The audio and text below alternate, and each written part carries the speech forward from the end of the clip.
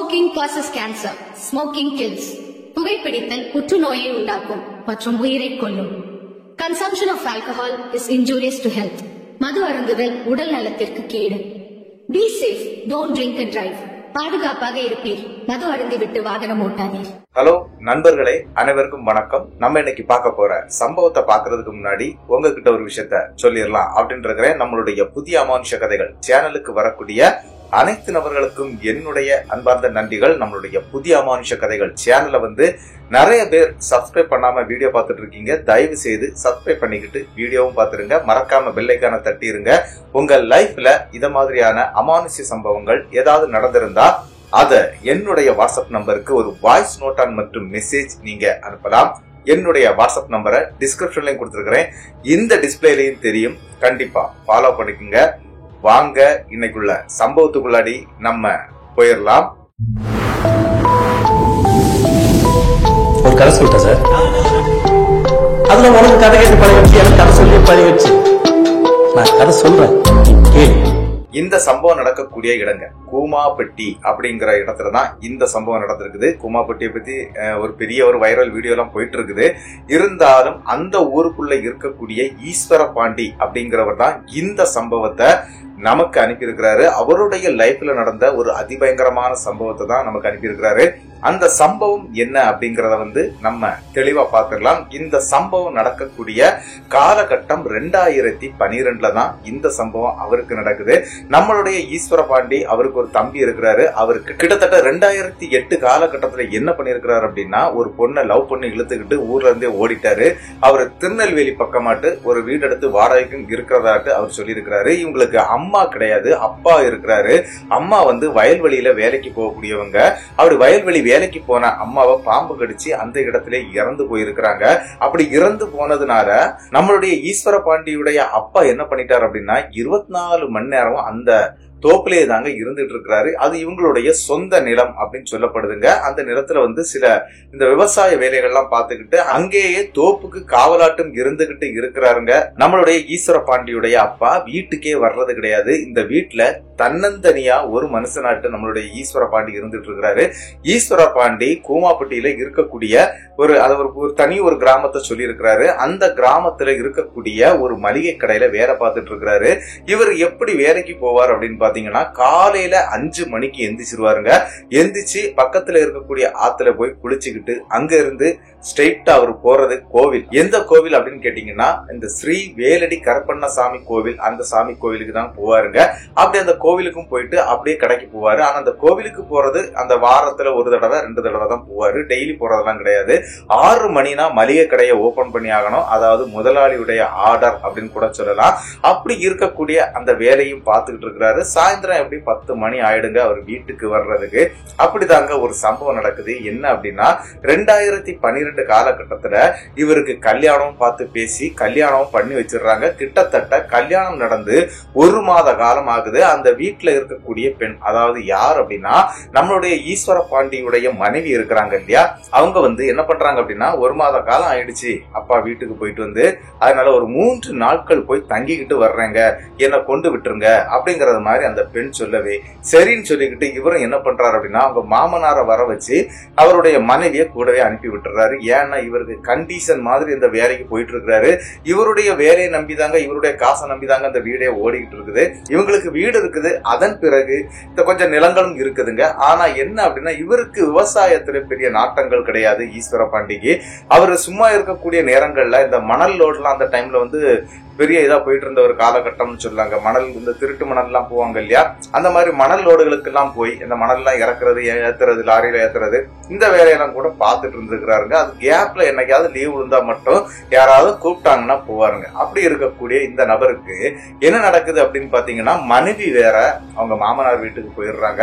அன்னைக்கு சாயந்தரம் தன்னுடைய மனைவியை பார்க்கறதுக்கு அவர் போகல. ஏன் அப்படின்னா, கிட்டத்தட்ட 10 மணி வரைக்கும் அந்த கடையில வேலை பார்ப்பாரு. அவங்க ஊர்ல அந்த டைம்ல பஸ் வசதிகள் ரொம்ப குறைவுங்க. ஒரு 7 மணி எல்லாம் ஆகும்போது பஸ் வர்றது போறதே நின்னுடும். நைட் ஒரு பஸ் இருக்குங்க, அந்த பஸ்ல தான் ஏறி போகணும். இங்க இருந்து கிட்டத்தட்ட 15 கிலோமீட்டருக்கு அந்த சைட்ல தாங்க மனைவியோட வீடு இருக்குது, அதாவது மாமனார் வீடு அப்படின்னு சொல்லலாம்.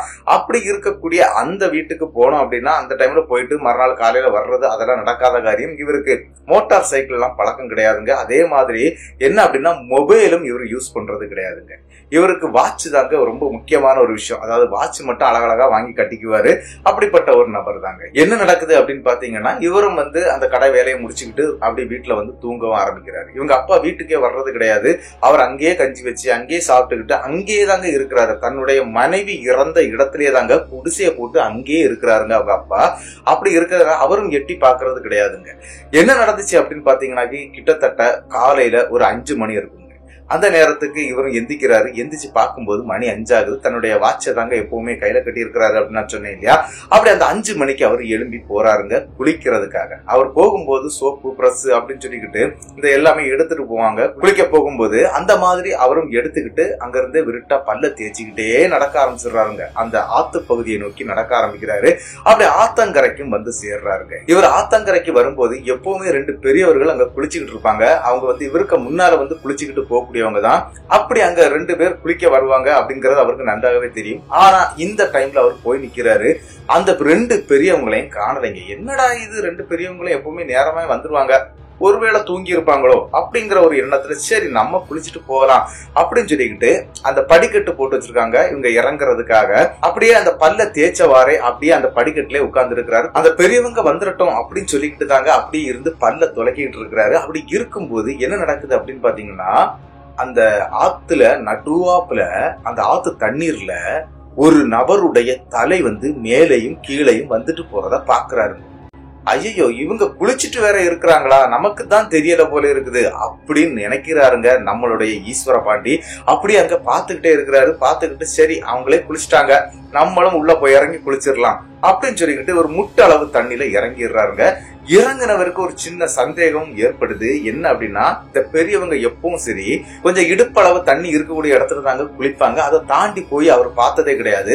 இந்த தடவை அவங்க அங்க நின்று குளிக்கிறாங்களே அப்படின்னு சொல்லிக்கிட்டு அவங்களுடைய பெயர் வந்து இவருக்கு தெரியாதுங்க. இவங்க எப்பவும் சரி தாத்தா தாத்தான்னு சொல்லிதான் இவர் கூப்பிட்டு பழக்கம் இருக்குது.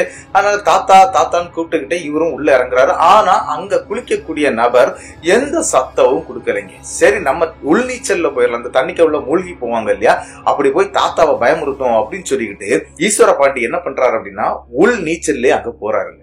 அந்த தண்ணிக்குள்ளே நீந்திக்கிட்டு போறாரு. அப்படி நேர கிட்ட போய் பாக்குறாரு. அந்த தாத்தாவை காணலைங்க. ஐயோ என்னடா இவங்க எங்க போறாங்கன்னு சொல்லிட்டு எழும்பி பாக்குறாரு. எழும்பி பார்க்கும் போதும் அங்க யாருமே இல்லைங்க. என்னடா இது இப்பதானே பார்த்தோம், தாத்தா இதுல தானே குளிச்சுட்டு இருந்தாரு, அதன் பிறகு எப்படி காணாம போனாரு அப்படின்னு சொல்லி சுத்தி முத்தி அப்படியே தேடுறாருங்க. அப்படி தேடும் போது கூட அந்த நபர் அங்க இல்ல. என்னடா இந்த தாத்தா இதுதானே குளிச்சாரு அப்படின்னு சொல்லிக்கிட்டு அவன் எல்லாமா அப்படி திரும்புறாரு படிக்கட்டை பார்த்து. அப்படி திரும்பும் போது இவருடைய முகத்தோட முகமா ஒரு உருவம், அதாவது ஒரு தலை அப்படி மேல வருதுங்க. அது வந்தது மட்டும் இல்லாம நிறைய முடியோட இருக்குது. சிவந்த கண்களை அப்படி திறந்து காட்டுதுங்க. அலறுறாரு நம்மளுடைய ஈஸ்வர பாண்டி. அந்த இடத்துல இருந்து வேக வேகமா நீச்சலை போடுறாரு படிக்கட்டை நோக்கி. நேர வந்துடுறாருங்க. நேர வந்த உடனே இவர் எப்பவும் சரி இந்த ஸ்ரீ வேலடி கருப்பண்ணசாமி அப்படின்னு நான் சொன்னேன் இல்லையா, அந்த கோவிலை வந்து எப்பவுமே மனசுக்குள்ள தியானிச்சு வைக்கக்கூடிய அளவுக்கு ஒரு திறன் உள்ளவருங்க. கருப்பா கருப்பான்னு சொல்லிட்டு கத்திக்கிட்டே மேல வந்துடுறாருங்க. அந்த நேரத்துக்கு அந்த 2 பெரியவங்களும் அந்த இடத்துக்கு வர்றாங்க. அவங்க வந்து என்னப்பா ஏன்பா கத்திக்கிட்டு இருக்கிற அப்படின்னு சொல்லிட்டு கேக்குறாங்க. இல்ல நான் குளிக்க வந்தேன், இந்த மாதிரி ஒரு தலையை பார்த்தேன் அப்படின்னு சொல்லி பயத்தோட அந்த இடத்துல சொல்ல ஆரம்பிக்கிறாருங்க. ஒண்ணு இல்லப்பா பயப்படாத, நீ வீட்டுக்கு போ அப்படின்னு சொல்றாங்க. அப்ப அந்த இடத்துல அந்த பெரியவங்க ஏன் இவரை வீட்டுக்கு போ அப்படின்னு சொல்றாங்க அப்படின்னு சொல்லிட்டு யோசிக்கிறாரு. ஏன் அப்படின்னா இவர் குளிச்சு முடிச்சிட்டாரு அப்படின்னா அங்க இருந்து ஸ்ட்ரெயிட்டா கடைக்கு தாங்க போவாரு. அங்க வரக்கூடிய பெரியவங்களும் கடைக்காப்பா போற அப்படின்னு சொல்லிட்டு அனுப்புவாங்க. ஏன் வீட்டுக்கு போன்னு சொல்லி அனுப்புறாங்க அப்படின்னு சொல்லிக்கிட்டு இவர் மேல வந்துடுறாரு, கரைக்கு வந்துடுறாரு. அதுல ஒரு ஸ்ட்ரீட் லைட் இருக்குங்க, அந்த ஆத்தங்கரையை ஒட்டுனாப்புல அந்த லைட்டு கிட்ட வந்து இவரு அவருடைய வாட்சை பாக்குறாரு. வாட்சை பார்க்கும்போது இன்னொரு அதிர்ச்சி என்ன அப்படின்னா மறுபடியும் அந்த வாட்ச் 5 மணிலே தாங்க நிக்குது. அப்பதான் பாக்குறாரு வாட்ச் ஓடல அப்படிங்கிற விஷயத்த பாக்குறாருங்க. சரி மணி எத்தனை ஆச்சுன்னு தெரியலையே, அந்த பெரியவங்க கிட்ட கேட்டுட்டு போலாம் அப்படின்னு சொல்லிட்டு மறுபடியும் அந்த படித்தரையை நோக்கி வர்றாங்க. வந்து பார்க்கும்போது அந்த 2 பெரியவங்களும் அப்படி உட்கார்ந்த மேனிக்கு அங்கேயே பார்த்துட்டு இருக்காங்க. அந்த ஆத்துக்கு பக்கமா பார்த்துட்டு இருக்காங்க. தாத்தா அப்படின்னு சொல்லி கூப்பிட்ட உடனே டக்குன்னு திரும்பி இருக்கிறாருங்க அந்த ஆள். அதாவது அந்த இருக்கக்கூடிய 2 பேர்ல ஒரு ஆள் நல்ல மீசையமா இருக்கக்கூடிய ஆளு தான். அவரு டக்குன்னு திரும்பி, உன்னை வீட்டுக்குள்ளாட போக சொன்னேன், இங்க என்னடா பண்ற அப்படின்னு சொல்லிட்டு ரொம்ப ஆக்ரோஷத்தோட கத்தி இருக்கிறாருங்க. இது சத்தம் கேட்டோன்னா இவருக்கு பயம் கொடுத்துருது. மணி எத்தனைன்னு கேட்க வந்தேன் அப்படின்னு, வீட்டுக்கு போடா அப்படின்னு சொல்லி மறுபடியும் கத்தி இருக்கிறாருங்க. இவர் அங்கிருந்து விருட்டா நடந்து நேர வீட்டுக்கு வந்துடுறாரு. வீட்டுக்கு வந்தவர் கதவை திறந்துகிட்டு பாக்குறாரு, மணி அப்பந்தாங்க 1:30 ஆகுது. அரண்டு போயிடுறாரு. என்னடா நள்ளிரவு நேரத்துல, அதுவும் 1:30 மணிக்கா, நம்ம அதாவது 1 மணிக்கெல்லாம் இவர் போயிட்டாரு. 1/2 மணிக்கூர்ல அந்த சம்பவம் நடந்து முடிஞ்சிருக்குது. இந்த டைம்லயா நம்ம குளிக்கிறதுக்கு போனோம் அப்படின்னு சொல்லிக்கிட்டு பயத்தோட அப்படியே உட்கார்ந்து இருக்கிறாருங்க. உட்கார்ந்து இருந்தவர் என்ன பண்றாருன்னா, பயத்தோட அங்க இருக்கக்கூடிய கருப்பசாமியுடைய திருநீரை எடுக்கிறாருங்க. அதாவது அவங்களுடைய பூஜா அறையில இருந்து எடுத்து நெற்றியில போட்டுக்கிட்டு கருப்பான்னு மனசார வேண்டிக்கிட்டு அப்படியே வந்து படுத்துடுறாரு. படுத்தவர் என்ன செய்யறாரு அப்படின்னா, கொஞ்ச நேரம் அந்த ஒரு சின்ன தூக்கம் வந்துடும் இல்லையா, ஏன்னா மணி வேற 1:30 மணி, அந்த நேரத்துல போய் தண்ணியில வேற மூழ்கிட்டு வந்திருக்கிறாரு. படுத்தவருக்கு சரட்டுன்னு ஒரு தூக்கம் வருது. தூக்கம் வந்து ஒரு 10 நிமிஷம் இருக்குங்க. அந்த நேரத்துக்கு வீட்டுடைய ஃப்ரெண்டு கதவு டப் டப்னு சவுண்டு கேக்குது. அதாவது கதவை தட்டுறாங்க யாரும். இவரும் எழும்பி போறாருங்க. எழும்பி போய் கதவை ஓபன் பண்றாரு. அப்படி ஓபன் பண்ணி பார்க்கும்போது கரெக்டா இவங்க வீட்டு வாசலுக்கு முன்னாடி ஒரு பெண் வந்து நனைந்த மேனியோட அப்படியே நின்றுட்டு இருக்கிறாங்க. அப்படி அந்த நனைந்த மேனியோட நிக்கிறத பார்க்கும்போது இவருக்கு அதிர்ச்சியா இருக்குது. என்ன அப்படின்னா, அந்த ஆத்துக்குள்ள பார்த்த அந்த தலை தாங்க இங்க ஒரு பெண் உருவத்துல வந்து நிக்குது. அதனுடைய கண்கள் மற்றும் அந்த வாயில இருக்கக்கூடிய பல்லு இதெல்லாம் பார்த்து பயந்துடுறாருங்க. ஐயோன்னு சொல்லதுக்கு முன்னால இவருடைய உடம்புல வந்து அப்படியே அடிச்சு கிராஸ் ஆகி போறது மாதிரி தெரியுதுங்க. வேகமா கதவை பூட்டிடுறாரு. பூட்டிக்கிட்டு ரூமுக்குள்ள இருக்கிறாரு. மறுபடியும் கருப்பான்னு சொல்லிக்கிட்டு கத்தவும் ஆரம்பிச்சிடுறாருங்க. அதாவது வீட்டுக்குள்ள இவருடைய வீட்டை தாண்டி, அதாவது கிட்டத்தட்ட என்ன அப்படின்னா, இவங்க வந்து தனியா இருக்கிறாங்க. ஒரு தோப்பு மாதிரி இருக்கு. இவங்களுக்கு இடம் கொஞ்சம் இருக்குது அப்படின்னு சொன்னேன் இல்லையா, அதனால கொஞ்சம் தனியா தாங்க அந்த வீடு இருக்கு. பயத்தின் உச்சத்துக்கு போனவர் ரூமுக்குள்ள வந்து அப்படியே பெட்ஷீட்டை மூடிக்கிட்டு அப்படியே படுத்துடுறாருங்க. அப்படி படுத்தவருக்கு என்ன நடக்குது அப்படின்னு பாத்தீங்கன்னா, மறுபடி தூக்கமே வரலைங்க. இந்த பிரச்சனை அப்படி மனசுக்குள்ள போட்டு ஊட்டிட்டே இருக்கிறாரு. என்ன செய்யணும்னு தெரியல. வீட்டை விட்டு வெளியே ஓடிடுவோமா அப்படிங்கிற மாதிரி எல்லாம் யோசிக்கிறாரு. இருந்தாலும் பயம் அவருடைய உச்சத்துக்கு ஏறி போயிருது. என்ன நடக்குது அப்படின்னு பாத்தீங்கன்னா, அந்த கட்டில்ல அப்படியே உட்கார்ந்து இருந்தவர் சாய்ஞ்சு கொஞ்ச நேரம் தூங்கவும் ஆரம்பிச்சிடுறாருங்க. இது தூக்கம் வரக்கூடிய டைம் அப்படின்னு சொல்ல போனா ஒரு 3:30 மணிக்கு மேலதாங்க தூக்கம் வருது. அந்த தூக்கத்தோட அப்படியே தூங்கிடுறாருங்க. அப்படி தூங்குறவரு திடீர்னு கண்ணு முழிக்கிறாருங்க. என்னடா அப்படின்னு சொல்லிக்கிட்டு பார்த்தா, இவருடைய நெஞ்சிக்கு மேல யாரோ யாரி உட்கார்ந்து இருந்து அவருடைய கழுத்தை பிடிச்சு அப்படி நசுக்குறாங்க. இவரால மூச்சு பேச்சு எதுவுமே வரமாட்டேங்குது. கருப்பான்னு கூப்பிட கூட வாய் வரமாட்டேங்குது. அந்த இடத்துல நம்மளுடைய ஈஸ்வர பாண்டி எப்படி எல்லாமோ தன்னுடைய கருப்பசாமிய கருப்பா அப்படின்னு சொல்லி கத்தவே அந்த உடம்புக்கு மேல இருக்கக்கூடிய அந்த உருவம் சரட்டுன்னு மறைஞ்சு போகுதுங்க. டக்குன்னு கண் முழிச்சு பாக்குறாரு. அப்பந்தாங்க அவர் தூக்கத்துல இருந்து எந்திக்கிறாரு. என்ன நடந்துச்சு அப்படின்னு சொல்லிட்டு அவருக்கு தெரியவே இல்லை. என்ன அப்படின்னா, இவர் ஆல்ரெடி அங்க இருந்து வந்து படுத்தாரு பாத்தீங்களா, அதுக்கு பிறகு ஒரு சம்பவம் நடந்துச்சு நான் சொன்னேன் இல்லையா, அந்த வீட்டு வாசல் கதவு தட்டினது, இவர் திறந்தது, இது எல்லாமே கனவா தாங்க இருந்திருக்குது. ஆனா அது உண்மையிலே அவருக்கு நேச்சரா நடந்த மாதிரி தாங்க அவர் சொல்லியிருக்கிறாரு. ஆனா அது அவ்வளவுமே கனவா தான் நடந்திருக்குது. ஏன்னா அவருடைய உடம்புல வந்து அந்த பெண்ணுடைய ஆன்மா ஏறி பிடிச்சி உட்கார்ந்து இருந்து பாத்தீங்களா, இவருடைய ட்ரெஸ் எல்லாமே நனைஞ்சிருக்குங்க. அதனால அவர் அது உண்மை அப்படின்னு என்கிட்ட சொல்லியிருந்தாரு. ஆனா அது என்ன பொறுத்தளவுல அது கனவா தான் இருக்கக்கூடும் அப்படின்னு நான் நினைக்கிறேன். ஆனா உடம்புக்கு மேல ஏறி இருந்த அந்த தடம், அதாவது அந்த ஈர நிலையோட தாங்க அந்த பெண்ணுடைய உருவத்தோற்றம் இருந்திருக்குது. அதனால அந்த உடம்புல வந்து அவருடைய உடலுக்கு மேல ஏறி உட்கார்ந்து இருந்தது இல்லையா, அந்த இடம் நனைஞ்சிருக்கு, அவருடைய பெட்டு நனைஞ்சிருக்குது. இதை எல்லாத்தையுமே அவர் சொல்லி இருக்கிறாருங்க. இந்த மாதிரி எனக்கு நடந்துச்சு, அதனால இது உண்மையாட்டு தான் என் உடம்புல ஏறிச்சு அப்படின்னு சொல்லி இருக்கிறாருங்க. ஆனா என்ன நடந்துச்சு அப்படின்னா, அதன் பிறகு இவர் தூக்கமே வரலைங்க. தூங்கவும் முடியல. இனிமே குளிக்கிறதுக்கு இன்ட்ரெஸ்ட் இல்ல. அங்க இருந்து வேகமா என்ன பண்றாருன்னா 6 மணிக்கு கடைக்கு போயிடுறாருங்க. கடையில போய் அங்க இருக்கக்கூடிய முதலாளி கிட்ட விஷயத்த சொல்றாரு. இந்த மாதிரி எனக்கு நேற்றுக்கு நைட்ல இருந்து இன்னைக்கு காலையில வரைக்கும் ஒரு பெரிய சம்பவமே நடந்து முடிஞ்சுது. அது என்ன ஏது அப்படிங்கறது எனக்கு தெரியல. நான் ரொம்ப பயத்தின் உச்சத்துல இருக்கிறேன் அப்படிங்கிற மாதிரி சொல்றாரு. ஏன்னா அங்க வரக்கூடிய இந்த கஸ்டமர் இருக்காங்க இல்லையா, அவங்க வந்து ஏதாவது பொருள் கேட்டா இவர் அந்த பொருளுக்கு பதிலா வேற ஒரு பொருள் எடுத்து போட்டு கொடுக்கறது, இந்த மாதிரி ஒரு மைண்ட் வந்து டிஸ்டர்ப் ஆகி அந்த மாதிரி இருந்துட்டு இருக்கிறாரு. அதை பார்த்து அந்த ஓனர் கேட்டிருக்கிறாரு, ஏன்டா இப்படிலாம் பண்ணிட்டு இருக்கிற அப்படின்னு கேட்கும் போது தாங்க இவர் இந்த விஷயங்கள் அனைத்தையும் சொல்றாரு. சரிப்பா இதெல்லாம் ஒண்ணு இல்ல, நம்மளுடைய ஸ்ரீ வேலடி கருப்பசாமியை போய் பாரு, ஒரு பிரச்சனையும் வராது அப்படின்னு அவரும் சொல்லி விட்டுறாரு. ஆனா இவர் கோவிலுக்கு போனாரான்னு கேட்டீங்கன்னா கிடையாதுங்க. ஸ்ட்ரெயிட்டா எங்க போறாரு அப்படின்னா சாயங்காலம் ஒரு 5 மணிக்கெல்லாம் வேலையை முடிச்சிடுறாரு. ஓனர் கிட்ட பெர்மிஷன் வாங்கிக்கிட்டு அங்க இருந்து ஒரு பஸ்ஸை பிடிச்சு தன்னுடைய மாமனார் வீட்டுக்கு தாங்க போறாரு. மாமனார் வீட்டுக்கு போனவர் மனைவி கிட்ட எதையுமே சொல்லிக்கிடல, மாமியார் கிட்ட எதுவும் சொல்லல. அங்க ஏற்கனவே 2 பெண் பிள்ளைகள் இருந்துட்டு இருக்காங்க. அதனால அங்க எதுவுமே சொல்லாம மாமனாரை கூட்டிட்டு போய் இந்த மாதிரி விஷயத்த சொல்றாரு. மாமனார் வந்து ஒரு லாரி டிரைவருங்க. அதனால அவர்கிட்ட விஷயத்த சொல்றாரு. இந்த மாதிரி நடந்துச்சு, என்ன செய்யணும்னு எனக்கு தெரியல, அப்பா வேற தோப்புலயே இருக்கிறாரு, அப்பா கிட்ட பேசவும் முடியல வாங்கவும் முடியல, எது சொன்னாலும் ஏதாவது திண்டுக்கு முண்டா பேசுவாரு, சண்டை வந்துடும் அப்படிங்கறது மாதிரி எல்லா விஷயத்தையும் அந்த இடத்துல சொல்றாரு. இதையெல்லாம் கேட்டவங்க மாமனார் என்ன பண்றாரு அப்படின்னா, சரி நாளைக்கு ஒரு நாள் லீவ் போடுங்க, அதாவது நம்மளுடைய மளிகை கடைக்கு போக வேண்டாம், நீங்க லீவை போடுங்க, நம்ம ஒரு இடத்துக்கு போய் பார்க்கலாம் அப்படின்னு சொல்றாரு. சரின்னு சொல்லிக்கிட்டு இவரும் அதே மாதிரி மறுநாள் காலையில என்ன நடக்குது அப்படின்னா, பக்கத்திலே குறி சொல்லக்கூடிய ஒரு பெண்மணி ஒருத்தங்க இருக்கிறாங்க, அவங்களையும் போய் பாக்குறாங்க. அப்படி அங்க போன உடனே அந்த பெண்மணி ஒரு விஷயத்த சொல்றாங்க. என்ன அப்படின்னா, அங்க இருக்கக்கூடியது ஒரு மோகினி பேய். அதாவது என்ன அப்படின்னா, அந்த ஆத்திலே இறந்து போன ஒரு பெண்ணுடைய ஆன்மா தான். அந்த ஆன்மா நிறைய நபர்களை அந்த ஆத்துக்குள்ளாடியும் கொன்னு இருக்குது. அப்படி இறந்தவங்க இங்க இருக்கிறது கிடையாது, அவங்களுடைய பாடி எங்கேயாவது அடிச்சுட்டு போயிடும். ஆனா இந்த ஒரு விஷயம் என்ன அப்படின்னா, இவங்களுக்கு அதாவது ஈஸ்வர பாண்டிய வந்து அது குறி வச்சிருக்குது அப்படிங்கிற மாதிரி சொல்றாங்க. என்ன பண்ணணும் ஏது பண்ணணும் அப்படிங்கறது அந்த டைம்ல அவங்களுக்கு தெரியலைங்க. உடனே அந்த பெண்மணி என்ன சொல்றாங்க அப்படின்னா, இந்த மாதிரி ஒரு எலுமிச்சங்கனிகளை கையில கொடுக்குறாங்க. அதாவது யாரு கையிலனா ஈஸ்வர பாண்டியுடைய கையில கொடுத்துக்கிட்டு, இதை கொண்டு போய் உன்னுடைய வீட்டுல வை, அது இனிமேல் ஒன்ன பின்தொடராது அப்படின்னு சொல்லிக்கிட்டு கொஞ்சம் திருநீரும் கொடுக்குறாங்க. அந்த திருநீர் என்னது அப்படின்னு பாத்தீங்கன்னா சுடுகாட்டு சாம்பலுங்க. இதையும் கொடுத்து அனுப்புறாங்க. அது உன் கிட்டேயே வராது, நீ பயப்படாத அப்படிங்கிற மாதிரி அங்க இருந்து சொல்லி அனுப்பிடுறாங்க. இவரும் என்ன பண்றாரு அப்படின்னா, சரி காலையிலேயே நம்ம வந்து இதை வந்து பார்த்துட்டோம், நம்ம ஒரு மத்தியானம் இங்க இருந்து கிளம்பிடலாம், மனைவி இருக்கட்டும், அவன் 3 நாள் பெர்மிஷன் கேட்டுதானே நிக்கிறா, அவன் நிக்கட்டும், அடுத்த நாள் நம்ம பாத்துக்கலாம் அப்படின்னு சொல்லிக்கிட்டு இவரும் மத்தியானம் சாப்பாடை முடிச்சுட்டு அங்க இருந்து கிளம்பிடுறாரு. கடைக்கு வர்றாரு. அந்த மீத இருக்கக்கூடிய அந்த டைமை கூட அந்த கடையில தாங்க செலவிடுறாரு. அங்க வேலை பாக்குறாரு.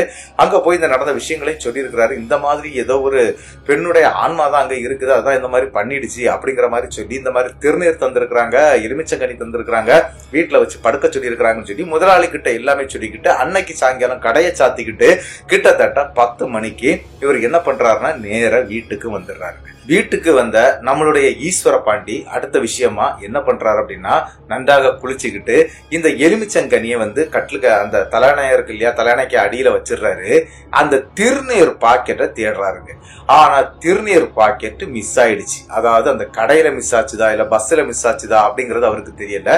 இருந்தாலும் அங்க இருக்கக்கூடிய கருப்பசாமியுடைய திருநீரை வந்து எடுத்து போட்டுக்கிட்டு அப்படியே வந்து படுத்திருக்கிறாருங்க. கிட்டத்தட்ட என்ன நடக்குது அப்படின்னு பாத்தீங்கன்னா, நள்ளிரவு நேரத்துல அந்த வீட்டுக்குள்ளாடி திடீர்னு யாரோ பக்கத்துல வந்து உட்கார்ற மாதிரி இவருக்கு தெரியுதுங்க. அதாவது இவரு வீட்டுக்குள்ள தன்னுடைய ரூம்ல கட்டில படுத்திருக்கிறாரு. அந்த வீட்டுக்குள்ளாடி யாரோ வந்து உட்கார்ற மாதிரி தெரியுது. அப்படி உட்கார்ந்து இருக்கவங்க ஈரமான நிலைமையில உட்கார்ந்து இருக்கிறாங்க. அந்த பெட்ல உட்கார்ந்து இருக்கிறாங்க. இது யாரா இருக்கும்? அவருக்கு திடீர்னு தன்னுடைய மனைவி பக்கத்துல உட்கார்ந்து இருக்கிறது மாதிரி ஒரு ஃபீல் ஆகுதுங்க. அவர் என்ன பண்றாரு அப்படின்னா, மனைவி அங்க விட்டுட்டு வந்தார் இல்லையா மாமனார் வீட்டுல, அந்த விஷயம் எல்லாம் ஞாபகத்துல இல்லைங்க. என்ன மனைவி இப்படி உட்கார்ந்து இருக்கிறா, படுடி அப்படிங்கறது மாதிரி சொல்லிக்கிட்டு கைய வச்சு அப்படியே இழுக்கிறாருங்க. அப்படி இழுத்தவருடைய கையில கிளு கிளு கிளுன்னு என்னதோ இருக்குதுங்க. அதாவது இந்த கையுடைய தொலி வந்து பிஞ்சு வந்ததுன்னா அந்த மாதிரி, அதாவது உறிஞ்சி வந்ததுன்னா இந்த கிளு கிளுன்னு இருக்குதுங்க. அது ஒரு அழுகுன தொலி அப்படின்னு சொல்லலாம். அந்த மாதிரி நசு நசுன்னு இருக்குது. அப்படியே பிதுக்கி பார்த்துக்கிட்டு ஐயோ இது என்னது இப்படி இருக்குது அப்படின்னு சொல்லிக்கிட்டு எழும்பி போய் லைட்டை போடுறாருங்க. லைட்டை போட்டவருக்கு ஒரு பேரதிர்ச்சி. என்ன அப்படின்னு பாத்தீங்கன்னா, இவருடைய கையில ஒரு மாதிரி வலுவலுன்னு இருந்தது இல்லையா, அது கையிலே இருக்குது. ஆனா அங்க இருந்த உருவத்தை காணலைங்க. அரண்டுறாரு. அப்படி அரண்டு போன அவருக்கு அந்த இடத்துல பயம் உச்சத்துக்கு வருதுங்க. இங்க இனிமேல் இருக்கவே கூடாது, இங்க இருந்து எங்கேயாவது ஓடிடணும் அப்படின்னு சொல்லிக்கிட்டு வீட்டுடைய வாசலை திறந்த மேனிக்கு திறந்து போட்டுக்கிட்டு எங்க ஓடுறாரு அப்படின்னா, இவங்க வீட்டுடைய அந்த பின்பக்கத்துல தான் எங்களுடைய தோப்பெல்லாம் இருக்குது அப்படின்னு சொன்னேன். ஒரு 300-350 மீட்டர் தூரத்துல இருக்குங்க. அந்த இருட்டிலே ஓடி இருக்கிறாரு. அந்த வயலங்கிற ஒத்தேடி பாதைன்னு சொல்லுவாங்க, அந்த பாதைக்கே ஓடி அப்பா கிட்ட போயிடுறாங்க. அப்பா வந்து கொஞ்சம் மனநிலை வந்து சரியில்லாத ஒரு நபரா இருந்துட்டு இருக்கிறாரு. அவர் என்ன பண்றாரு அப்படின்னா, இவரை பார்த்தோன்னா என்னடா எதுக்கடா வந்திருக்கிற, ஏன்னா அவர் கொஞ்சம் ராங்கான ஒரு இதுலதான் பேசுவார் அவங்க அம்மா இறந்த பிறகு. அதே மாதிரி இவர் போன உடனே அந்த இடத்துல அதுதாங்க கேட்கிறாரு, அப்பா கிட்ட சொல்லி புரிய வைக்க முடியாட்டாலும் அதை எப்படியாவது அப்பா கிட்ட சொல்லிடணும் அப்படிங்கிற ஒரு எண்ணத்தோட தாங்க இவர் அந்த குடிசை, அதாவது ஓலை குடிசை அப்படின்னு சொல்லப்படுது, அந்த குடிசைக்குள்ளாடி போயிடுறாரு. குடிசைக்குள்ள போய் சொல்றாரு, அப்பா நான் இப்படி ஒரு பிரச்சனையில மாட்டிருக்கேன், என்னால முடியல அப்படின்னு சொல்லும்போது நீ இதெல்லாம் படுறா அப்படின்னு சொல்லி அவங்க அப்பா சொல்றாருங்க. சரின்னு சொல்லிட்டு அப்பாவுக்கு சொன்னது புரிஞ்சுதா புரியலையா இதெல்லாம் அவரு யோசிக்கவே இல்லை. அப்பா பக்கத்துல படுத்துடுறாருங்க. படுத்தவர் நன்றாக தூங்கவும் செய்துடுறாரு. மறுநாள் விடிஞ்ச உடனே இவர் என்ன பண்றாரு அப்படின்னா, இவருக்கு கையில மொபைல் கிடையாதுங்க. இந்த மளிகை கடை இருக்கு பாத்தீங்களா, அங்க அவங்களுக்கு டெலிபோன் இருக்குது, மொபைல்ல அவங்க யூஸ் பண்றாங்க. அங்க போய் தாங்க இவர் டெலிபோன்ல அவங்க வீட்டுக்கு, அதாவது மனைவியுடைய வீட்டுக்கு மாமனார் கையில இருக்கக்கூடிய மொபைலுக்கு கால் பண்றாங்க. கால் பண்ணி இந்த மாதிரி விஷயத்த சொல்றாங்க. அந்த எலுமிச்சங்கனி வச்ச பிறகும் இந்த மாதிரி எனக்கு நடந்துச்சு, நான் வீட்டை விட்டே வெளியே ஓடிட்டேன் அப்படிங்கிற விஷயத்த சொன்ன உடனே, சரி ஒண்ணு இல்லப்பா நீ மறுபடியும் இங்க வா நான் பாத்துக்கிடுறேன் அப்படின்னு சொல்லிக்கிட்டு அவங்க மாமனார் வீட்டுக்கு மறுபடியும் கூப்பிடுறாங்க. அதே குறி சொல்லக்கூடிய அந்த பெண்மணியை போய் பார்க்கவும் செய்யறாங்க. அப்படி பார்த்து அந்த பெண்மணி கிட்ட விஷயத்த சொல்றாங்க. இந்த மாதிரி பிரச்சனை பெருசாயிடுச்சு அப்படின்னு சொன்னோன்னா இனிமேல் என்னால எதுவும் பண்ண முடியாது, நீங்க வேற யாரையாவது பாருங்க அப்படின்னு சொல்லி அந்த பெண்மணி கையை விரிச்சிட்டாங்க. என்ன செய்யணும்னு தெரியலைங்க. சரி நீ வீட்டுக்கு போப்பா, என்னுடைய மகளை கூப்பிட்டுட்டு நான் வர்றேன் அப்படின்னு சொல்லிக்கிட்டு மாமனார் சொல்லிட்டு அவரும் கிளம்பிட்டாரு. இவரும் தன்னுடைய மனைவியை அன்னைக்கு கூப்பிட்டுக்கிட்டு வீட்டுக்கு வந்துடுறாரு. மாமனார் வாரேன்னு சொன்னாரு, ஆனா மாமனார் அன்னைக்கு வரவே இல்லைங்க. இவங்களும் பெட்ல, அதாவது சாப்பாடுலாம் முடிச்சுட்டு பெட்ல தூங்க ஆரம்பிச்சிட்டாங்க. மனைவி தூங்கிட்டு இருக்கிறாங்க, இவரும் தூங்கிட்டு இருக்க. அந்த இடத்துல இன்னொரு சம்பவம் நடக்குது. நன்றாக தூங்கிட்டு இருக்கிறாங்க. கிட்டத்தட்ட நள்ளிரவு ஒரு 1:30 மணி இருக்குங்க. அந்த நேரத்துக்கு வீட்டுக்குள்ளாடி ஒரு பிணவாடை அடிக்குதுங்க, அதாவது பிரேத வாடை அடிக்குது அப்படின்னு சொல்லலாம். அந்த மாதிரி நாற்றம் வருது. 2 பேருடைய மூக்குலையும் அந்த நாற்றம் அப்படி ஏறுது. ஆனா சம்பவம் என்ன அப்படின்னு பாத்தீங்கன்னா, நம்மளுடைய ஈஸ்வர பாண்டி இருக்கிறார் இல்லையா, அவரு தாங்க ஃபர்ஸ்ட் முழிக்கிறாரு. முழிச்சு பார்க்கும்போது ஒரு பேரதிர்ச்சியான சம்பவத்தை அங்க பாக்குறாரு. என்ன அப்படின்னா, பக்கத்துல படுத்திருந்த மனைவி தலைகீழாக நடந்து போறாங்க. அதாவது கைய ஊனிட்டு நடப்பாங்க இல்லையா, தலைகீழாட்டு அப்படியே நடந்து ரூமை கிராஸ் பண்ணும்போது ரூம்ல இருக்கக்கூடிய கதவு அப்படியே ஆட்டோமேட்டிக்கா ஓபன் ஆகுதுங்க. அப்படியே வெளியே போறாங்க. வெளியே ஒரு ஹால் மாதிரி இருக்கும், அதாவது நடுமுத்த ஹால் மாதிரி இருக்கும். அதுக்கு அடுத்தாப்புல கிச்சன் இருக்குங்க. இவங்க அப்படி நடந்து போறத பார்த்து அரண்டுறாரு. லைட்டை போட்டு பாக்குறாரு, அங்க லைட்டை போடுறாரு. ஆனா அந்த பெண், இவரு கரெக்டா அந்த ஹால்ல லைட்டை போடும்போது அப்படியே நின்று இருக்குங்க. நின்னுட்டு ஒரு செகண்ட்ல அப்படி சட்டுன்னு திரும்பி இருக்குங்க. இவர் டப்புன்னு அந்த ரூமுடைய கதவை அடைச்சிடுறாரு. அடைச்சிக்கிட்டு பயத்துல என்ன செய்யணும் தெரியாது. இவருக்கு மொபைல் பெரிய அளவில் அந்த டைம்ல யூஸ் பண்ண தெரியாதுங்க. ஆனா மனைவியுடைய ஒரு மொபைல் அவர்கிட்ட தான் இருந்துட்டு இருக்குது. அதை எடுக்கிறாரு. எடுத்துக்கிட்டு அதுல எப்படிதான் அவர் கால் பண்ணாருன்னு அவருக்கே தெரியலைங்க. அவருக்கு படிக்க கிடைக்க சரியா தெரியாது. இருந்தாலும் அந்த பச்சை பட்டன் அமைக்கிறாரு. அந்த மொபைல் யாருகிட்ட இருக்குதுன்னா இவங்களுடைய தங்கை கிட்ட இருக்குது, யாருடைய மனைவியுடைய தங்கை கிட்ட இருக்குது. அந்த மொபைல் ரிங் ஆக டக்குன்னு அவங்க எடுத்த உடனே இந்த மாதிரி விஷயத்த அப்படியே படபடப்படான்னு சொல்லிட்டாரு. இங்க பெரிய பிரச்சனை ஆயிடுச்சு அப்படின்னு சொன்ன உடனே மாமனாருக்கு தகவல் கொடுக்கப்படுது. அவரும் நான் காலையில அங்க வந்துருவேன் அப்படிங்கிற மாதிரி பேசிக்கிட்டு, நீ கொஞ்சம் அமைதியா இரு, கற்பனுடைய திருநீர் எடுத்து அவளுக்கு மேல, அதாவது அவளுடைய உடம்புல போடு, அது சரியாகும் அப்படிங்கிற மாதிரி மாமனாரும் சொல்றாரு. இதை கேட்ட உடனே இவர் வேகமா என்ன பண்றாரு அப்படின்னா, அந்த ரூம் டோரை திறந்து பார்க்கும்போது அந்த பெண் தலைகீழா நடந்து போனாங்க இல்லையா, அவங்க கிச்சனுக்கே போயிட்டாங்க. சரி இதுக்கு மேல விட்டா சரியாகாது அப்படின்னு சொல்லிக்கிட்டு ஸ்ட்ரெயிட்டா ஓடி போறாருங்க அவருடைய பூஜாரைக்கு. பூஜாரையில இருந்து கொஞ்சம் திருநீரை அள்ளி அப்படி கொண்டு வந்து அப்படி வீசிட்டாருங்க. வீசின அடுத்த செகண்ட் அந்த பெண் அப்படி டப்புன்னு கீழே விழுந்து அந்த இடம் அவ்வளவுமே நீராக வடிய ஆரம்பிச்சிருக்குது. அதாவது தண்ணீர் உடம்புல இருந்து வடியும் இல்லையா, அந்த மாதிரி வடிஞ்சு அந்த நீர் அப்படி காணாமல் போன பிறகுதாங்க அவங்க முழிக்கிறாங்க. முடிச்சிட்டு நான் எப்படி இங்க வந்தேன், எப்படி வந்தேன்னு கேட்டாங்க. இல்லம்மா ஏதோ தண்ணி குடிக்கிறதுக்காக வந்தவ அப்படி மயங்கி விழுந்துட்டேன், நான் தான் உனக்கு தண்ணீர் தெளிச்சு உன்னை தூக்கிட்டு போவதுக்கு வந்தம்மா அப்படின்னு சொல்லிக்கிட்டு அந்த இடத்துல தண்ணீர் தெளிச்ச மாதிரியான தண்ணி அங்கங்கேயா கையில எல்லாம் பட்டுருக்குது. அதெல்லாம் பார்த்த உடனே இப்படி தண்ணீர் தெளிச்சம்மா அப்படின்னு சொன்னோன்னா, சரி என்ன நடந்துச்சு தெரியல, வாங்க நம்ம ரூமுக்குள்ள போயிடலாம் அப்படின்னு சொல்லிட்டு மறுபடியும் அந்த பெண் எந்திரிச்சு ரூமுக்குள்ள படுத்துடுறாங்க. ஆனா அந்த இடத்துல நம்மளுடைய ஈஸ்வர பாண்டி தூங்கவே இல்லை, அப்படியே முழிச்சுக்கிட்டே இருக்கிறாரு. எப்படா விடியும் அப்படிங்கிற மாதிரி கரெக்டா காலையில 4:30 மணிக்கு அவங்க மாமனார் வீட்டுக்கு வர்றாருங்க. வீட்டுக்கு வந்தவர் என்ன பண்றாரு அப்படின்னா, வரும்போது இந்த கேரளா மாந்திரிகர்னு சொல்லிக்கிட்டு ஒருத்தரை கூட்டிட்டு வந்திருக்கிறாரு. அவங்க ஊர்ல இருந்து கொஞ்சம் பக்கத்துலதான் அப்படிங்கிற மாதிரி சொல்லி இருக்கிறாங்க. அப்படி ஒரு மாந்திரிகரை கூட்டிட்டு அங்க சில பல பூஜைகள்லாம் பண்ண ஆரம்பிக்கிறாங்க. அப்படி அந்த பூஜைகள் பண்ணும்போது என்ன நடந்துச்சு அப்படின்னு பாத்தீங்கன்னா, அந்த பூஜை பண்ண வந்தார் இல்லையா மாந்திரிகர், அவரு இது என்னது அப்படிங்கறத சொல்லணும் இல்லையா. அப்போ அத கூப்பிடுறாங்க, இந்த மாதிரி மாந்திரிகம் சொல்லி கூப்பிடுறாங்க. அப்படி கூப்பிடும்போது அது யாருடைய உடல்ல வருது அப்படின்னா நம்மளுடைய ஈஸ்வர பாண்டியுடைய மனைவியுடைய உடம்புல இருந்துதாங்க அது வருது. அப்படியே வந்து உட்காருதுங்க. உட்கார்ந்து இவங்கள பார்த்து சிரிச்சுக்கிட்டே இருக்குது. இவங்க எல்லாருமே கொஞ்சம் அரண்டு போய் இருக்கிறாங்க. அது மட்டும் இல்லாம அந்த மாந்திரிகர் இருக்காரு இல்லையா, அவரே பயப்படுறாருங்க. என்ன இது அப்படின்னு சொல்லி தெரியல அப்படின்னு சொல்லிக்கிட்டு அவர் சில மாந்திரிக வித்தைகள் எல்லாம் அந்த இடத்துல பண்ண ஆரம்பிக்கிறாரு. அப்படி பண்ணும் போது தாங்க தெரியுது என்ன அப்படின்னா, அந்த ஆத்துக்குள்ளாடி இறந்து போன ஒரு பெண்ணுடைய ஆன்மா தான் வந்து உட்கார்ந்து இருந்து பேசுது இவங்க கிட்ட. ஆனா என்ன நடக்குது அப்படின்னு பாத்தீங்கன்னா, அந்த ஆன்மா நிறைய பேரை பலி எடுத்து அந்த ஆத்துக்குள்ளாடியே பலி எடுத்திருக்குது. அந்த உடல்லாம் அங்க கிடைக்காதுங்க, வேற எங்கேயாவது தான் கிடைக்குமா. அப்படி பலி எடுத்து நிறைய பலியோட இருக்கிறதுனால பயங்கர சக்தியோட இருக்குது. அதனாலதான் இதை வந்து நம்ம பிடிச்சு கட்டுறது ரொம்ப கஷ்டம் அப்படிங்கிற மாதிரி அந்த மாந்திரிகர் சொல்றாங்க. கிட்டத்தட்ட 3 நாட்கள் அந்த வீட்டுக்குள்ளாடி மாந்திரிக பூஜைகள் நடத்தப்பட்டு தாங்க அந்த மோகினி பேயை வந்து விரட்ட ஆரம்பிக்கிறாங்க. ஆனா அந்த மாந்திரிகர் என்ன சொல்றாரு அப்படின்னா, இது மோகினியும் தாண்டி காட்டு ஏரியா மாறி இருக்குது, அதனாலதான் இந்த பவர் அதுக்கு இருக்குது அப்படின்னு சொல்லிக்கிட்டு அங்க வச்சு சில மாந்திரிக பூஜைகளை நடத்தி அதனுடைய உடம்புல இருந்து, அதாவது மனைவியுடைய உடம்புல இருந்து அந்த ஆன்மாவை வெளியே எடுத்துடுறாங்க. எடுத்தது மட்டும் இல்லாம பக்கத்துல இருக்கக்கூடிய அந்த ஆத்துக்கே கொண்டு போய் அந்த காட்டேரியாட்டு மாறி இருக்கக்கூடிய அந்த மோகினி பேய வந்து என்ன பண்ணிருக்கிறாங்க அப்படின்னா அந்த ஆத்தோட கரைச்சு விட்டுறாங்க. இனிமேல் எந்த பிரச்சனையும் இல்லை, உங்களுக்கு எதுவுமே இனிமேல் நடக்காது, நீங்க கவலைப்படாம இருங்க அப்படின்னு சொல்லிக்கிட்டு மறுபடியும் அந்த மாந்திரிகர் வீட்டுக்கு வந்து சொல்லியிருக்கிறாரு. அப்படி சொல்லிக்கிட்டு இருந்தவரு கடைசியில ஒரு விஷயத்த வந்து நம்மளுடைய ஈஸ்வர பாண்டிகிட்ட கேட்கிறாருங்க. அவர் என்ன சொல்றாரு அப்படின்னா, நீ அந்த ஆத்துக்கு போன டைம்ல உன்னை 2 பேர் வந்து காப்பாத்துனாங்க, உனக்கு தெரியுமா அப்படின்னு சொல்லி கேட்கிறாரு. யார் அந்த 2 பேர் அப்படின்னு சொல்லிட்டு இவர் கேட்கிறாரு. இவர் கேட்கும்போது, அந்த ஆத்துல நீ குளிக்கும் போது யாராவது 2 பேர் வந்தாங்களா அப்படின்னு சொல்லி மாந்திரிகர் கேட்க, அந்த இடத்துல இவர் சொல்றாரு, ஆமா 2 தாத்தாவை எனக்கு தெரியும், அவங்க காலையில என் கூட குளிக்க வருவாங்க, ஆனா அந்த டைம்ல எப்படி வந்தாங்கன்னு தெரியாது, என்ன அங்க இருந்து வேகமா விரட்டி விட்டுட்டாங்க போடா அப்படின்னு சொல்லிக்கிட்டு, ஏன்னா எனக்கு டைம் தெரியல, ஆனா எப்படி அவங்க அந்த டைம்ல வந்தாங்க அப்படின்னு சொல்லி எனக்கு தெரியல அப்படின்னு சொல்லி ஈஸ்வர பாண்டி சொல்றாரு. இல்லப்பா, வந்தது வேற யாரும் கிடையாது, சாச்சால் நீ வணங்கக்கூடிய அந்த ஸ்ரீ வேலடி கருப்பசாமி தான்ப்பா வந்தது அப்படிங்கறது மாதிரி சொன்ன உடனே அவருடைய உடல்லாம் சிலிர்த்துருதுங்க. ஐயோ, என்னுடைய கற்பனை என்ன காப்பாத்த வந்தானா அப்படிங்கறது மாதிரி அவர் யோசிச்சுட்டு இருக்கும்போதுதான் இன்னொரு விஷயத்த சொல்றாரு. 2வதாட்டு இவர் போய் மணி எத்தனைன்னு கேட்க போனாரு பாத்தீங்களா, அப்படி கேட்ட நேரத்துல இந்த சாமிகள் என்ன பண்ணிருக்கிறாங்க அப்படின்னா, அந்த காட்டேரிய அந்த ஆத்துக்குள்ளாடியே அந்த இது பண்ணுவாங்க இல்லையா, சமாதி பண்றாங்க அப்படின்னு கூட சொல்லலாம், அந்த மாதிரி பண்ணிட்டு இருக்கும்போது டிஸ்டர்ப் பண்ணிட்டாரு இவரு.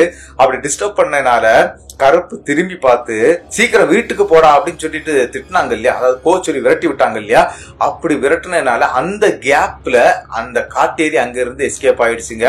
அப்படி எஸ்கேப் ஆனதுனாலதான் உன்னுடைய வீட்டுக்கு அது தேடி வந்தது. அது அவ்வளவுமே நீ கனவாதான் பார்த்த, அதாவது அந்த வீட்டுல கதவை தட்ட நான் ஏற்கனவே சொன்னேன் இல்லையா, அது அவங்களுக்கு கனவாதான் இருந்திருக்கும் அப்படின்னு சொன்னேன் இல்லையா, உண்மையிலே அது கனவாதான் இருந்திருக்குது. அதே மாதிரி உன் கனவுல வந்து அது உன்னுடைய உடம்பை ஆக்கிரமிப்பு பண்ணதுக்கு நினைச்சிருக்குது. நீ கருப்பனுடைய பேரை சொன்ன உடனே அது உடலை விட்டு விலகி ஓடி இருக்குது. இப்படியெல்லாம் இருந்ததுனால உன்னுடைய உடலை அதால அடைய முடியல. அதுக்கு அது என்ன பண்ணுச்சு அப்படின்னா, கரெக்டா உன்னுடைய மனைவியை நீ கூட்டிட்டு வந்து வீட்டுல வச்சதுனால உன்னுடைய மனைவியுடைய உடம்புக்குள்ளாடி போக முடிஞ்சது. போன உடனே அதனுடைய வேலையை காட்டிருச்சு, நாங்களும் வந்துட்டோம், இதை முடிச்சு தந்துட்டோம் அப்படிங்கிற மாதிரி எல்லா விஷயத்தையும் தெளிவுபடுத்திட்டு போயிருக்கிறாருங்க. அவருக்கு தன்னுடைய அந்த ஸ்ரீ வேலடி கருப்பசாமி வந்துட்டு போன விஷயத்த நினைச்சு பூரிச்சு இந்த விஷயத்தை என்கிட்ட சொல்லி முடிச்சிருந்தாரு. இப்படிதாங்க அவருடைய லைஃப்ல இந்த சம்பவம் அந்த இடத்துல நடந்து முடிஞ்சிருந்த. இதே மாதிரி இன்னொரு சம்பவம் என்ன அப்படின்னா, இவருடைய தம்பி அப்படின்னு நான் சொன்னேன் இல்லையா, சண்முக பாண்டிங்க, அவருக்கு ஒரு சம்பவம் நடந்திருக்குது. அவர் என்ன பண்ணிருக்கிறார் அப்படின்னா, திருநெல்வேலி மாவட்டத்துக்கு தன்னுடைய காதலியை கூப்பிட்டுக்கிட்டு அந்த ஊர்ல இருந்து ஓடி வந்துட்டாரு. அப்படி ஓடி வந்தவர் என்ன பண்ணிருக்கிறாருன்னா, இந்த லாரி டிரைவர்லாம் இருப்பாங்க இல்லையா, அதாவது இவர் வந்து ஃபுல்லாவே மணல் லோடுக்கு போகக்கூடிய ஆடு நம்மளுடைய சண்முக பாண்டி.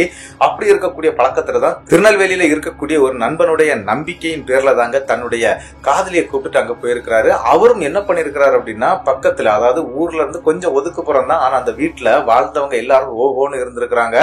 அப்படி இருக்கக்கூடிய ஒரு வீடு, அந்த வீட்டை வாடகைக்கு எடுத்து நம்மளுடைய சண்முக பாண்டி அதாவது ஈஸ்வர பாண்டியுடைய தம்பிய அந்த வீட்டுல தங்க வைக்கிறாங்க. அவங்களும் கிட்டத்தட்ட 1 மாத காலங்கள் ஜாலியா தாங்க வாழ்ந்துட்டு இருந்திருக்கிறாங்க. அப்படி அந்த காலம் வந்து, அதாவது இந்த சம்பவம் நடக்கக்கூடிய காலம் 2008. என்ன அப்படின்னு பாத்தீங்கன்னா, திருநெல்வேலியில தாமிரபரணி ஆத்துல வந்து இந்த மாதிரி மணல்லாம் அள்ளுவாங்களா நைட்டு, அந்த வேலைக்கு தான் போயிட்டு இருந்திருக்கிறாரு அந்த காலகட்ட சூழ்நிலையில. அப்படி போயிட்டு இருக்கும்போது இவருக்கு என்ன நடந்துச்சு அப்படின்னா, வீட்டுக்கும் வந்துடுறாருங்க. நன்றாக போயிட்டு இருந்த லைஃப்ல திடீர்னு ஒரு பிரச்சனை ஸ்டார்ட் ஆகுது. என்ன அப்படின்னா, கணவன் மனைவி ஒரு ரூம்ல படுத்திருப்பாங்க. அவங்களுக்கும் அந்த வீடு கொஞ்சம் பெரிய வீடு தான். 2 பேருக்கு அவ்வளவு பெரிய வீடெல்லாம் தேவையில்லை. இருந்தாலும் கொஞ்சம் வாடகை கம்மியாட்டு ஒதுக்குப்புறமா இருக்கிறதுனால கொடுத்துருக்குறாங்க. இவங்க 2 பேரும் தூங்கிக்கிட்டு இருக்கக்கூடிய கட்டிலுங்க. அப்படி தூங்கிக்கிட்டு இருக்கும்போது கிட்டத்தட்ட நள்ளிரவு 2 மணி இருக்கும். அந்த நேரத்துல அவங்க மனைவி ஒரு பக்கம் படுத்திருக்கிறாங்க, இவரு ஒரு பக்கம் படுத்திருக்கிறாரு. அப்படி படுத்து கிடக்கக்கூடிய டைம்ல இவங்க 2 பேருக்கும் நடுவாப்புல ஒரு நபர் படுத்திருக்கிறாரு. அதாவது என்ன அப்படின்னா, ஒரு வயசான நபர் தான். அந்த நபர் வந்து கிட்டத்தட்ட ஒரு 6 அடி ஹைட் இருக்கிறாரு. நல்ல விரிஞ்ச பாடி. அதாவது அவர் கட்டில படுத்திருந்தாரு அப்படின்னா பக்கத்துல 2 பேருக்குமே ஒரு 1/2 அடி தாங்க இடம் இருக்கும். அவ்வளவு பெரிய ஒரு உடல் கட்டுள்ள ஒரு நபர் படுத்திருக்கிறாங்க. இங்க லைட்லாம் ஆஃப் பண்ணிட்டு தூங்கிட்டு இருக்கும்போது திடீர்னு மனைவி என்ன பண்றாங்க அப்படின்னா, கைய வச்சு தன்னுடைய கணவர் படுத்திருக்கிறார் இல்லையா, இப்படி தடவி பார்த்திருக்கிறாங்க. அப்படி தடவி பார்க்கும்போது ஒரு பேரதிர்ச்சியான சம்பவம் என்னன்னா, ஒரு பெரிய உருவம் படுத்திருக்குது. இது யாருடா நம்ம இடையில படுத்திருக்கிறது அப்படின்னு சொல்லிக்கிட்டு வேக வேகமா எழும்பி லைட் ஆன் பண்ணிருக்கிறாங்க. அப்படி பார்க்கும்போது அங்க யாருமே இல்லைங்க. கணவரும் என்ன பண்றாரு அப்படின்னா, இவங்க லைட் ஆன் பண்ணிட்டு அந்த சுவிட்ச் பக்கத்துலயே தான் நின்றுட்டு இருக்காங்க. ஏதாவது இருக்குதா என்ன அப்படின்னு சொல்லிட்டு பயத்தோட பார்த்துட்டு இருக்கும்போது கணவரும் லைட் வெளிச்சத்தை பார்த்து அப்படி எந்திக்கிறாரு. எந்திச்சவரு மனைவியை பார்த்துட்டு ஐயோ அப்படின்னு சொல்லிட்டு கத்தி இருக்கிறாருங்க. ஏன் அப்படின்னு கேட்டீங்கன்னா, மனைவிய ஒட்டுனாப்புல அந்த 6 அடி உருவம் அவங்க பின்னால நின்றுட்டு இருக்கு. அது செவரோட சேர்ந்து நிக்குதுங்க. அதை பார்த்து கதறிட்டாரு. ஏன்னா அதனுடைய முகம் எல்லாம் ஒரு மாதிரி வெடிச்சு கீறி போய் இருந்திருக்குது. ஒரு கொடூரமான நிலைமையில இருந்திருக்குது. ஐயோன்னு கத்துனதை பார்த்து மனைவி திரும்பி பார்க்க அது செவுரு பக்கத்துல நிக்கிறத பார்த்துட்டாங்க. அவங்களும் வேக வேகமா ஓடி வந்து கணவருக்கு பக்கத்துல வந்து, அதாவது நம்மளுடைய சண்முக பாண்டியுடைய பக்கத்துல வந்து உட்கார்ந்துடுறாங்க. ஐயா ஐயா கருப்பா கருப்பான்னு சொல்லி இவரும் கத்த ஆரம்பிச்சிருக்கிறாரு. அந்த நேரத்துக்கு அந்த உருவம் அந்த இடத்துல இருந்து மறைஞ்சு போயிருது. இவங்க என்ன பண்ணணும்னு தெரியல. சண்முக பாண்டி அப்படியே அந்த வீடு ஃபுல்லாவே தேட ஆரம்பிக்கிறாரு. இருந்தாலும் அந்த இடத்துல இவங்களுக்கு தூக்கம் அப்படியே கலைஞ்சு போயிருது. மணி கிட்டத்தட்ட 2 மணிக்கு மேல ஆகுதுங்க. இவங்க என்ன பண்றாங்க அப்படின்னா, கதவை திறந்துட்டு வெளியே போயிடலாம் அப்படின்னு சொல்லி நினைக்கிறாங்க. ஆனா இவங்க புதுமண தம்பதியர்கள், அதனால ஏதாவது பிரச்சனை ஆயிரும், பூமணம் அப்படின்னு சொல்லுவாங்க இல்லையா, அந்த மாதிரி ஏதாவது பிரச்சனை வந்துடும், வேண்டாம் நம்ம வீட்டிலே இருக்கலாம் அப்படின்னு சொல்லும்போது அந்த பெட்ரூம் இருக்கு பாத்தீங்களா, அவங்க படுத்திருந்த பெட்ரூம்ல இருக்கக்கூடிய அந்த தலையணை, அந்த பெட்டு, அது எல்லாத்தையும் தூக்கி யாரோ வீசுறாங்க வீட்டுக்குள்ளாடி, அந்த ரூமுக்குள்ளாடி. அதை இவங்க எங்க நின்று பாக்குறாங்க அப்படின்னா, கிச்சன் பக்கத்துல ஒரு சின்ன சிட் அவுட் மாதிரி இருக்குங்க, அதுல நின்று பாக்குறாங்க. பாத்துக்கிட்டு ஐயோ அது ஏதோ ஒண்ணு பண்ணுது, நம்ம இங்க இருந்து எங்கேயாவது ஓடிடுவோம் அப்படின்னு சொல்லிக்கிட்டு ஃப்ரெண்டு வாசலுக்கு வர்றாங்க. ஃப்ரெண்டு வாசல் வந்து ஒரு சின்ன தின்ன மாதிரி கீழே இறக்கத்துல இருக்குமா, ஒரு 3-4 படிகள் இறங்கி போனோம். அதுல போனவங்க என்ன பண்றாங்க அப்படின்னா, அந்த உருவம் வீட்டுக்குள்ளாடி அப்படியே நடந்து போறத அப்படி கண் கொள்ளா காட்சியா பாக்குறாங்க. அப்படி நடந்து ஸ்ட்ரெயிட்டா கிச்சன்ல இருக்கக்கூடிய பாத்திர பண்டத்தை எல்லாம் அடிச்சு உடைக்குதுங்க. பயந்து இவங்க என்ன பண்ணிட்டாங்க அப்படின்னா, கதவை ஓபன் பண்ணிட்டு 2 பேருமே வெளியே ஓடிடுறாங்க. வெளியே ஓடுறது மட்டும் இல்ல, கிட்டத்தட்ட ஒரு 100 மீட்டர் தாண்டி தாங்க வீடுகள் இருக்குது. நேரம் அங்க இருக்கக்கூடிய வீடுகள்ல போய் கதவை தட்டி இருக்கிறாங்க. கதவை தட்டி அங்க இருக்கக்கூடிய பெரிய ஆட்கள், அதன் பிறகு அங்க இருக்கக்கூடிய பசங்க எல்லாம் சேர்ந்து ஒரு 20-30 பேர் வந்துடுறாங்க. வந்து கேக்குறாங்க என்னாச்சு என்னாச்சுன்னு சொல்லி கேட்கும்போது, இந்த மாதிரி வீட்டுக்குள்ள ஏதோ நடந்துட்டு இருக்கு அப்படின்னு சொன்னா எல்லாரும் திட்ட ஆரம்பிச்சிருக்காங்க. அந்த வீட்டுல வாழ்ந்த எல்லாருமே நல்ல நல்ல நிலைமையில பெரிய பெரிய இடத்துல இருந்துட்டு இருக்கிறாங்க. அந்த வீடை நாங்க வாடகை கேட்டாலே அந்த ஓனர் கொடுக்க மாட்டான். அப்படிப்பட்ட ஒரு வீடை வந்து நீ இப்படி சொல்றியம்மா, அங்க என்ன இருக்க போகுது அப்படின்னு சொல்லிட்டு எல்லாருமே அந்த வீட்டை வந்து பாக்குறாங்க. அப்படி பார்க்கும்போது அங்க எதுவுமே நடந்த மாதிரி தெரியலைங்க. வீட்டுக்கு உள்ள வந்து பார்க்கும்போது பாத்திர பண்டங்கள் எல்லாமே தெரிச்சு அங்கங்கே விழுந்து கிடக்குது. அப்ப என்னதோ நடந்திருக்குது, நீங்க புருஷன் பொண்டாட்டி தான் ஏதோ சண்டை போட்டிருக்கீங்க போல இருக்குது அப்படிங்கறது மாதிரி எல்லாம் அந்த இடத்துல மக்கள் சொல்லிக்கிட்டு அவங்களும் கிளம்பிடுறாங்க. இவங்க பயத்தின் உச்சத்துல இருந்ததுனால நம்மளுடைய சண்முக பாண்டி என்ன பண்றாரு அப்படின்னா, ஈஸ்வர பாண்டியுடைய கடைக்கே கால் பண்ணிடுறாருங்க. அதாவது அவர் கையில மொபைல் இருந்தது 2008ல.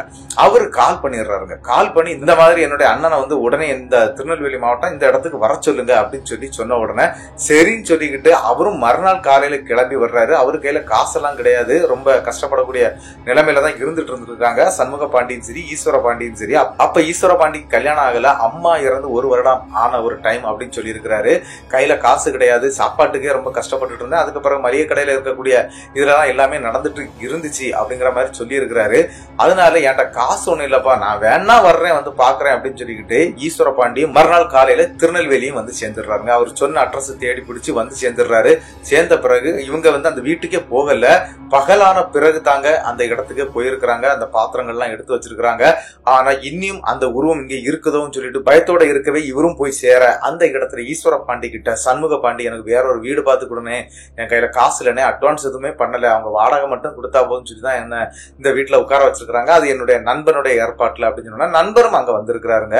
அவர் சொல்றாரு, இந்த டைம்ல போய் என்ன வீடு பார்க்க முடியாது, உடனே பார்த்தா ஒன்னும் கிடைக்காது, இந்த மாதிரி எங்கேயா தான் கிடைக்கும், ஆனா இந்த வீடு ரொம்ப நல்ல வீடு அப்படிங்கறதுனாலதான் உங்களுக்கு நான் எடுத்து தந்தேன் அப்படின்னு சொல்லி இருக்கிறாரு. சொல்லவும் செய்யறாரு அந்த இடத்துல.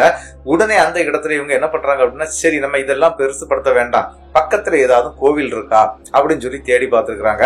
அப்போ அந்த இடத்துல திருநெல்வேலி மாவட்டத்திலே பேமஸ் அப்படின்னு சொல்ல போனாலே நம்மளுடைய சீவலப்பேரி சிவசுடலை தாங்க. அவருடைய கோவிலை பத்தி அங்க விசாரிச்சு தெரிஞ்சுக்கிட்டு அவங்க சீவலப்பேரி போறாங்க. அப்படி போய் அந்த கோவில்ல வந்து இவங்க அண்ணன் தம்பி 2 பேரும் நின்றுட்டு இருக்கவே அந்த இடத்துல அந்த பூசாரி கிட்ட நடந்த விஷயங்கள்லாம் சொல்லி இந்த மாதிரி நடக்குது அப்படின்னு சொன்னோம்னா அவர் என்ன சொல்லி இருக்கிறார் அப்படின்னா, தேங்காய் சுத்தி கொண்டு வாங்க, வீட்டை சுத்தி தேங்காய் சுத்திட்டு வாங்க, அதை வந்து இந்த கோவில்ல முன்னால இருக்கக்கூடிய இதுல, அதாவது முண்டன் சாமி அப்படின்னு சொல்லக்கூடிய சிவசுடலையுடைய தம்பி அப்படின்னு சொல்லக்கூடிய அந்த சாமிக்கு முன்னால அந்த தேங்காவை உடைச்சிருங்க, இந்த பிரச்சனையெல்லாம் தீந்துரும் அப்படிங்கிற மாதிரி சொல்லிக்கிட்டு அங்கேயும் சில பூஜைகள்லாம் பண்ணிக்கிட்டு அங்க இருந்து அன்னைக்கு கிளம்பிட்டாங்க. அன்னைக்கு கூட இவங்க என்ன பண்றாங்கன்னா, போயிட்டு ரிட்டன் உடனே தேங்காய் சுத்தி எடுத்துக்கிட்டு சாயங்கால வேலைக்கு அங்க வந்துடுறாங்க. வந்து அதே மாதிரி எல்லாம் பண்ணி முடிக்கிறாங்க. அப்படி பண்ணி முடிச்ச டைம்ல என்ன நடந்துச்சு அப்படின்னா, இந்த சாமி ஆடுவாங்க பாத்திருக்கீங்களா, எல்லா கோவில்கள்லயும் சாமி ஆடக்கூடிய ஆட்கள் இருப்பாங்க இல்லையா, இந்த மாதிரி ஆட்கள்லாம் சீவரப்பேரி கோயிலுக்கு வந்துட்டாங்க அப்படின்னா, சுடலை கோயிலுக்கு வந்துட்டாங்கன்னா அவங்க உடம்புல அப்படி சாமி வந்துருங்க. அவங்க எந்த சாமியை கும்பிடுறாங்க, எந்த சாமிக்கு ஆடுறாங்களோ அந்த சாமி அந்த உடம்புல வரும். அப்படி ஒரு நபர் வந்து திடீர்னு அந்த பலிபீடத்துக்கு முன்னால ஆடுறாருங்க. அப்படி ஆடுறவர் வேகமா ஓடி வந்து சண்முக பாண்டியுடைய கையை அப்படி பிடிச்சிடுறாரு. பிடிச்சுக்கிட்டு, நீ ஆத்துல எடுத்துட்டு வந்திய ஒரு செயின், அந்த செயினை கொண்டு ஆத்துல போடுறா, இல்லன்னா அவன் ஒண்ணு சும்மா விட மாட்டான் அப்படின்னு சொல்றாரு. இவருக்கு ஒண்ணுமே புரியலைங்க. யாருக்கு? சண்முக பாண்டிக்கு. நான் எப்ப செயின் எடுத்தேன், எங்க இருந்து எடுத்தேன் அப்படின்னு யோசிக்கவே அப்பந்தாங்க அவருக்கு ஒரு ஞாபகம் வருது. என்ன அப்படின்னு பாத்தீங்கன்னா, நம்மளுடைய சண்முக பாண்டி இருக்கிறார் இல்லையா, அவர் வந்து ஆத்துல மணல் வெட்ட போவார் அப்படின்னு சொன்னேன் இல்லையா, இந்த மாதிரி மணல் வெட்டும் போது ஒரு செயின் ஒண்ணு கிடைச்சிருக்குங்க. அதாவது என்ன அப்படின்னா, கிட்டத்தட்ட அந்த செயின் வந்து ஒரு 10 பவுனுக்கு தேருங்க. ஆனா அவர் என்ன நினைச்சிட்டாரு அப்படின்னா, அது பச்சை பாசியோட இருந்திருக்குங்க. அந்த பச்சை கலர்ல பாசி அடிச்சு போயிருக்கும் இல்லையா, அந்த மாதிரி இருந்திருக்குது. அந்த செயினை எடுத்துக்கிட்டு இவர் என்ன பண்ணிட்டாருன்னா, நேர வீட்டுக்கு தாங்க கொண்டு வந்திருக்கிறாரு. ஆனா அவரு அதை தங்கம் அப்படின்னு சொல்லி அவர் நினைச்சு கூட பாக்கலைங்க. அதை கொண்டு போய் என்ன பண்ணிட்டாருன்னா, அந்த வீட்டுல ஒரு பரண் இருக்குங்க, அதாவது பழைய வீடு பாத்தீங்களா, அந்த பரணுக்கு மேல தூக்கி வச்சிருந்தாரு. தூக்கி வச்சுக்கிட்டு இவரும் என்ன பண்றாரு அப்படின்னா, அதை மறந்துட்டாருன்னு கூட சொல்லலாங்க. அந்த செயின் எடுத்த விஷயத்தையும் அவர் மறந்துட்டாரு. மனைவி கொஞ்சம் குள்ளமா இருக்கிறதுனால மேல வரைக்கும் அவங்களுக்கு கை எட்டாது, அதனால அவங்க அதையும் பார்க்கல. அப்பந்தாங்க ஞாபகம் வருது. வேகமா அங்க இருந்து கிளம்புறாங்க. அதே மாதிரி அவங்க என்ன பண்ணிட்டாங்க அப்படின்னா, நேர வீட்டுக்கு வந்து பார்க்கும்போது பரனுக்குள்ள அந்த செயின் இருக்குங்க. அந்த செயினை எடுக்கிறாரு. எடுத்து பார்க்கும்போது அது உண்மையிலே சுத்தமான தங்குங்க. இருந்தாலும் நமக்கு இது வேண்டாம், நம்ம உயிருக்கு ஆபத்து அப்படின்னு தெரிஞ்ச பிறகு அவர் என்ன பண்றாரு அப்படின்னா, இந்த சாமி வேற ஏற்கனவே சுட்டார், அந்த செயினை கொண்டு ஆத்துல போடுன்னு அதே மாதிரி தன்னுடைய அண்ணன் ஈஸ்வர பாண்டிய கூப்பிட்டுக்கிட்டு தாமிரபரணி ஆத்துக்குள்ளாடி அந்த செயினையும் வீசுறாரு. வீசிக்கிட்டு அங்க இருந்து திரும்பி பார்க்காம சில விஷயங்களை சொல்லிக்கிட்டு வந்துடுறாரு. என்ன அப்படின்னா, என்ன தேடி வரக்கூடாது, உன்னுடைய பொருளை நான் இங்க தந்துட்டேன், எனக்கும் என்னுடைய மனைவிக்கும் எந்த பிரச்சனையும் வரக்கூடாது அப்படின்னு சொல்லி வேண்டிக்கிட்டு தாங்க அங்கிருந்து வந்திருக்கிறாரு. அதே மாதிரி என்ன நடந்துச்சு அப்படின்னு பாத்தீங்கன்னா, அதன் பிறகு சண்முக பாண்டியுடைய லைஃப்ல இந்த மாதிரியான எந்த சம்பவம் நடக்கலைங்க. சீவரப்பேரி கோவிலுக்கு அடிக்கடி போயிட்டு வர ஆரம்பிச்சிட்டாரு. அதன் பிறகு அவருடைய லைஃப் வந்து நல்ல செட்டில் ஆயிட்டாரு. அதே மாதிரி நம்மளுடைய ஈஸ்வர பாண்டிக்கும் கல்யாணம் ஆயிருந்தது இல்லையா, அவங்களுக்கு 2 மகள்கள் இருக்கிறாங்க. ரொம்ப சந்தோஷமான வாழ்க்கையை தான் வாழ்ந்துட்டு இருக்கிறாங்க. இவங்க அண்ணன் தம்பிக்குள்ளாடி நடந்த இந்த அதிபயங்கரமான சம்பவத்தை தான் நமக்கு அனுப்பி தந்திருந்தாங்க. இந்த சம்பவத்தை அனுப்பி தந்த நம்மளுடைய ஈஸ்வர பாண்டி மற்றும் சண்முக பாண்டி 2 பேருக்குமே என்னுடைய அன்பார்ந்த நன்றிகளை நான் சொல்லிக்கிறேன். இந்த சம்பவம் எப்படி இருந்துச்சு அப்படிங்கறத வந்து மறக்காம கமெண்ட் பாக்ஸ்ல கமெண்ட் பண்ணிட்டு போயிருங்க. அது மட்டும் இல்லைங்க, இந்த சம்பவம் உங்களுக்கு பிடிச்சிருந்தா உங்களுக்கு தெரியக்கூடிய அனைத்து நபர்களுக்கும் இந்த சம்பவத்தை ஷேர் பண்ணி விட்டுருங்க. நீங்க ஷேர் பண்ணி விட்டாதான் நம்மளுடைய சேனல் மேலும் மேலும் வளரும். இன்னும் 1 லட்சம் சப்ஸ்கிரைபர் நம்ம நெருங்க முடியல, ரொம்ப கஷ்டப்பட்டு இருக்கிறோம். அதுக்கு நீங்க தான் வழி பண்ணணும். அதாவது இந்த ஷேர் பண்ற மூலமா தான் நம்ம சேனல் வளரும். அதனால ஷேர் பண்ணுங்க. வாட்ஸ்அப், பேஸ்புக், ட்விட்டர் எதுலனாலும் நீங்க ஷேர் பண்ணி விடுங்க. அப்படி ஷேர் பண்ணி விட்டீங்க அப்படின்னா நம்மளுடைய சேனல் மேலும் மேலும் வளரும் அப்படிங்கறத சொல்லிடுறேன். இந்த வீடியோவுக்கு மறக்காம ஒரு லைக்கை தட்டி விட்டுட்டு போயிருங்க. அது மட்டும் இல்லைங்க, மறக்காம சப்ஸ்கிரைப் பண்ணிக்கிட்டு பெல் ஐகானையும் தட்டிருங்க. அடுத்த வீடியோவில் சந்திக்கும் வரை உங்களிடமிருந்து விடைபெறுவது உங்கள் நாகர்கோவில் நாகராஜன். நன்றி நண்பர்களே.